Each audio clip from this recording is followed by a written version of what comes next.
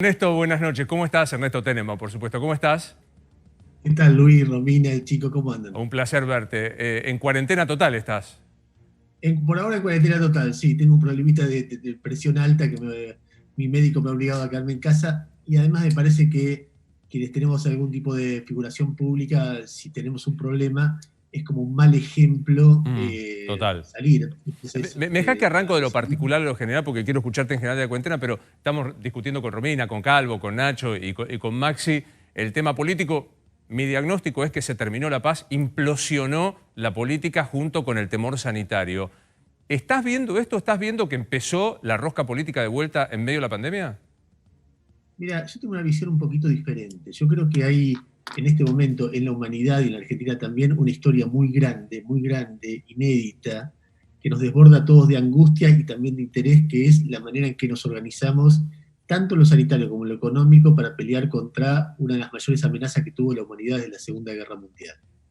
Y que esto ha cambiado tanto nuestras vidas, que para mí la principal historia, por lo menos que a mí me convoca como periodista, me concentra, me atrae y me obliga a pensar muchísimo y a formarme y a informarme, etcétera, es la historia de la pandemia. Y después está la Argentina de siempre. Es decir, en cualquier semana de la pandemia nosotros podríamos haber dicho esto por una razón o por otra, porque Alberto Fernández se peleó con Techint o con Roca, o porque se discutió el tema de los presos, o porque Patricia Bullrich dijo tal cosa, o porque se discutió el tema del ajuste de la política, o porque se discutió el tema del impuesto a la riqueza, o porque 4 gobernadores le dijeron que no al presidente respecto a la idea de los paseos recreativos. Y todo fue una dinámica, y estoy quedándome corto ahí, pero infinidad, o porque Alberto Fernández presumiblemente retuiteó un tuit donde insultaban a Jonathan Viale. Es decir, conflictos a lo largo de estos 2 meses no es que no hubo todo el tiempo. Lo que pasa es que en la historia grande, que es la historia de la pandemia, hay un hecho que ha sido distinto y que se pudo ver inclusive en la última conferencia de prensa del presidente el viernes pasado, donde de repente Claro. contestaban preguntas juntos Horacio Rodríguez Larreta, Y Alberto Axel. Fernández y Axel Kicillof, y los tres hablaste con el intendente de Mar del Plata, que es Guillermo Montenegro, que era un tipo muy cercano a Macri. Y cuando uno ve realmente los radicales en el interior de la provincia de Buenos Aires, los peronistas tradicionales en Santa Fe, los peronistas disidentes en Córdoba, los peronistas kirchneristas, los cambiemistas en Jujuy o en Capital, vos ves una coincidencia muy fuerte en los sectores más potentes de la política, que me parece que es la trama sobre la cual uno le puede buscar, porque todo el tiempo hay. De repente un día me Sí, estoy olvidando de cosas. pero ahí La amenaza, te interrumpo una cosa, ¿no? Porque hay algo que comparto con vos. La historia grande se llama la pandemia, la incertidumbre, el miedo que genera. Comparto con vos y que lo otro se transforma en chiquitaje. El conjunto de chiquitaje también pesa en algún momento. Está dicho esto. Ahora, esto está pasando en una Argentina en donde el Congreso está cerrado. El Poder Judicial Federal, lo voy a decir porque si no los jueces de la provincia se enojan, está de feria, salvo la justicia criminal o lo que arbitraria o discrecionalmente abren los jueces. El presidente de la Nación ayer no casualmente sale a decir, avanzo con algunos proyectos y habló de la justicia, que ya sabemos lo que ha sucedido siempre que se avanzó sobre la justicia. ¿No sentís que eso también es una movida probablemente más chica de la política argentina, pero que tiene una envergadura suficiente como para ponerle la lupa encima? No, sí, conviven la Argentina pre-20 de marzo con la Argentina posterior, por supuesto que conviven. Y las mismas historias, qué sé yo.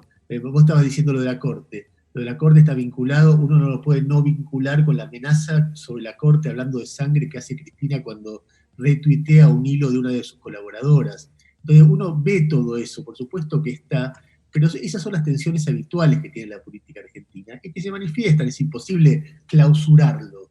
Entonces, de repente, que yo el año pasado tampoco anduvo el Congreso por la campaña electoral Claro. y mañana se va a reunir diputados. Entonces, no es que yo estoy minimizando. Lo que pasa es que la otra historia, frente a todo esto, yo te digo, mira, hoy Argentina tuvo 5 muertos y Brasil tuvo 900.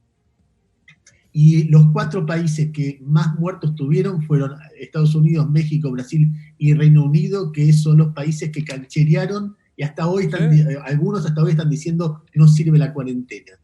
Ese desnivel es que vos ves una historia como tan potente que está encarando toda la sociedad mundial, pero a nuestra manera la sociedad argentina, que lo otro a mí me queda como en sepia.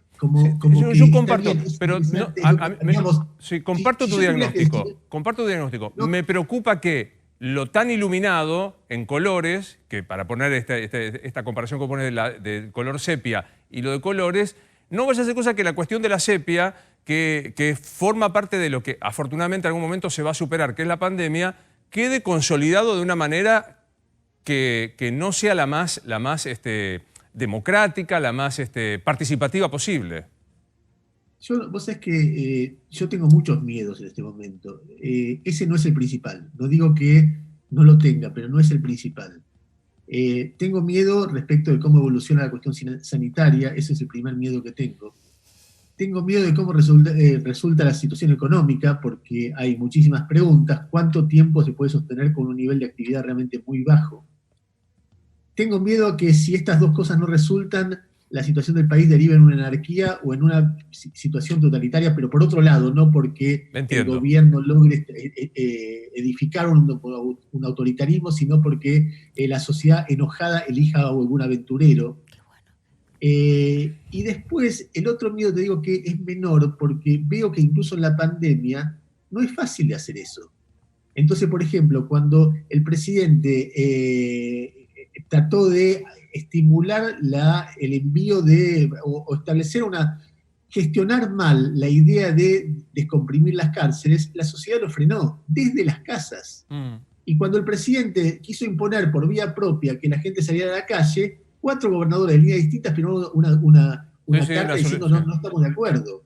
Con lo cual me parece que una y otra vez, aún en estos casos, la sociedad argentina todo el tiempo manifiesta resistencias a hechos que vulneran la democracia. De repente estas discusiones son parte de esto. No, pues muy interesante. Quiero subrayar esto que vos estás planteando, que hay en esta nueva dinámica impuesta por una realidad absolutamente desconocida, que se llama coronavirus, hay realidades interesantes que aparecen, resistencias, quiero decir, posiciones contrarias a las del presidente, muy democráticas e institucionales como los 4 gobernadores, o el tema de los presos. Déjame detenerme un segundo en algo que estás diciendo que es uno de tus miedos, que es el miedo económico. ¿Vos sentís que de verdad todo el gobierno está convencido que si entramos en default no es tan grave?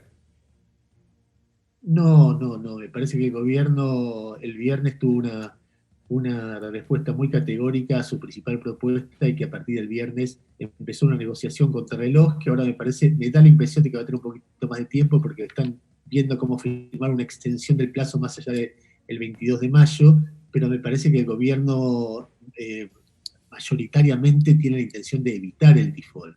Después, ¿en qué momento y qué espacio tienen del otro lado para lograr evitarlo? No lo sé porque es una negociación muy compleja, entonces nadie sabe si la oferta del gobierno, cuánto tiene que ofrecer, si del otro lado se están haciendo los machos o realmente no les interesa, cómo se define una pulseada que es entre gente con mucha experiencia y que están todo el tiempo, jugando al truco a ver cuánto más sacan de un lado o cuánto más se ahorran del otro. Pero me parece que la principal intención, lo que no sé quién decía recién, creo que Romina, que Cristina dice, nosotros fuimos siempre pagadores seriales. No veo la trayectoria del kirchnerismo, veo mucho discurso y después acuerdo. Entonces, claro. Me parece que inclusive en aquellos famosos, antes del acuerdo con los acreedores privados, Kirchner pagó una fortuna al Fondo Monetario Internacional que no era necesario pagar. Es decir, hay una tradición del kirchnerismo que se hace discurso, se pelea, se levantan banderas, qué sé yo, y después se paga. Entonces me parece que hay una intención fuerte de llegar a un acuerdo, veremos en qué términos y veremos si es posible, claro. Pero no me parece. Igual déjame decir una cosita. Sí, cuando yo me refería a mi miedo económico, el default es una parte. La incertidumbre respecto de cómo se sostiene una sociedad que produce muchísimo menos cuando ya estaba muy golpeada y que va a escalar en la cantidad de pobres, es una discusión. Además que no hay nada escrito. Hoy leía un titular de La Nación que decía, a pesar de la emisión va a haber baja inflación. Y es como una mirada de otro momento, porque la emisión hoy es otra cosa, no es que incrementa la demanda, entonces eso va a hacer que suban los precios, sino que la emisión es para reemplazar a la demanda. Entonces nadie sabe qué va a pasar y en el medio hay muchísima preocupación respecto de eso, de cómo la gente va a vivir en los próximos meses y el próximo año. Entonces, ahí me quería detener, en este miedo que implica, tenemos claro, por lo menos creo que la gran mayoría tiene claro que La cuarentena fue una medida sanitaria acertada, se aplicó rápidamente, tuvo la rigidez del caso, tuvo la buena explicación del presidente Fernández. Quiero decir, me parece que como pocas veces, yo no recuerdo muchos casos en la historia argentina donde la dirigencia se puso un paso delante de la gente. Y lo hizo el presidente y lo hizo en un ejercicio muy pedagógico, hasta te diría, dentro de lo que era la restricción de la libertad, que era decirte quédate en tu casa, y lo dijo de la mejor manera. Y después empezó la tensión. ¿Cuánto bancamos? Porque el Estado puede emitir con un límite. ¿Cuánto bancamos para poner en marcha y no poner en riesgo lo sanitario? Ahí en ese miedo entre cuidémonos porque funcionó, pero ojo que la economía no se la banca todo el tiempo, ¿cómo juega tu opinión? No, al principio coincido con lo que decís vos. A mí me parece que haces muy bien en no minimizar lo que la sociedad argentina logró en estos 2 meses, porque la verdad que cuanto más ves el otro día se armó toda una polémica por el tema de Suecia, Sí. pero la verdad que uno ve que la Argentina una vez en la vida hizo algo mucho mejor que Suecia, o recién en Intratables hablaban de Bélgica. Son países realmente muy organizados, con mucha experiencia, y la Argentina reaccionó de una manera mucho más sólida. Y mucho más sólida, porque a mí no me dejan de sorprender semana a semana los desafíos que fueron superando. ¿Te acuerdas cuando fue la cola de los 1.200.000 jubilados? Sí, Uno decía, claro. acá viene un desastre. Sí. Y la Argentina ha ido superando semana a semana Bien. sin un grave conflicto social. Entonces, Total. hay algo en la historia nuestra que estamos haciendo que alguna vez vamos a tratar de buscar cuáles son las explicaciones. Que tiene una cosa de épica muy fuerte, es decir, la gente yendo a sus casas, cuidándose, usando el barbijo. Estoy totalmente de en el medio acuerdo. Sí, van total. pasando los días, y hoy ver el número de muertos de hoy, de 5 muertos, y ver que en terapia intensiva hay 170 personas nada más, y que se ganaron 2 meses para preparar, Sí. y verla, cuando vos recién la entrevistabas Sí. a Carla, yo la conozco mucho a Carla, verla Sí. ahí laburando y armando equipos y buscando ahora en las villas, y después en los geriátricos, y después Sí. en las cárceles, y en el medio de eso nosotros, y viendo lo que pasa en otros países, Sí. porque no es solamente Brasil, es Perú, y es Ecuador, y es Estados Unidos, y es México, y es Canadá, y la Argentina va ahí como viendo cómo hacer, y la verdad que yo siempre, vos, yo, todos nosotros, Sí.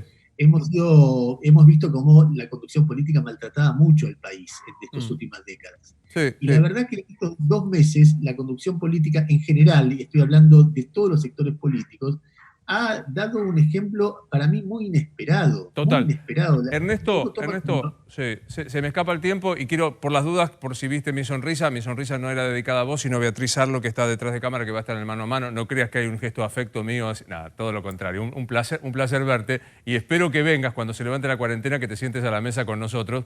Me gustaría que la siguiéramos, si te parece, y agradecerte especialmente esta noche. Dale, mandaré saludos a Beatriz y a todos los chicos, es un gusto verlos.